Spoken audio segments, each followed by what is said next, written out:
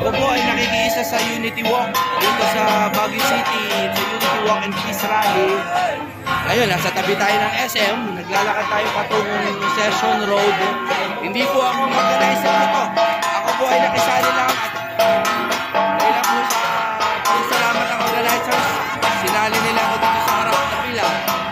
Ito po ay maalala lang po sa bayan natin, na ipagdasal natin yung justisya sa bayan natin na pabalikin si PRRD.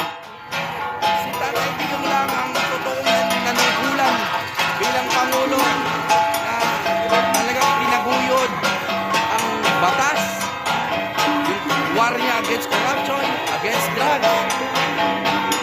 And sa kabila ng lahat ng ginawa niya, siya lang ang Pilipino na ipinagkanulo at binigay sa banyaga. It's really a travesty. And etong mga ganitong organic na rally, kaya ito nangyayari dahil alam po ng bawat Pilipino na mali yung ginawa natin ngayon kay PRRD. Mali ang ginawa kay PRRD. Mali. Alam mo kasi yung wrong move, may political connotation eh. Sinasabi nila wrong move daw yon para sa politika nila. Ako wala akong paki sa politika eh.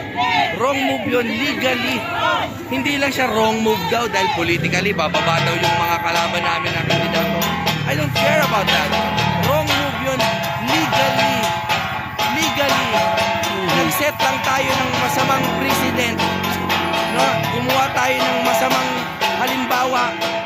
Mamaya yan, baka ulit-ulit na mangyari yan na tuwing meron tayong kalaban sa politika, binadadala natin sa ibang bansa. That is at the expense of our sovereignty. Mali yan. Oo, alam nyo sa kabila, ang talagang laging byproduct ng injustice is the unity, the organic unity of those who believe in justice. So I think what they did, kahit gaano kasakit, binagbuklod pa rin nila ang mga Pilipino na nasa tamang huwisyo pa. They've united us all. Sadly, we are united because of a bad reason. Nevertheless, it's still unity. At ngayon dapat magdasal talaga tayo kasi wala na sa kamay natin si PRRD. Salamat po sa inyo. Pagdasal niyo po si PRRD. Hindi politika to. This is not politics. This is about our sovereignty. Ang ating kasarinlan.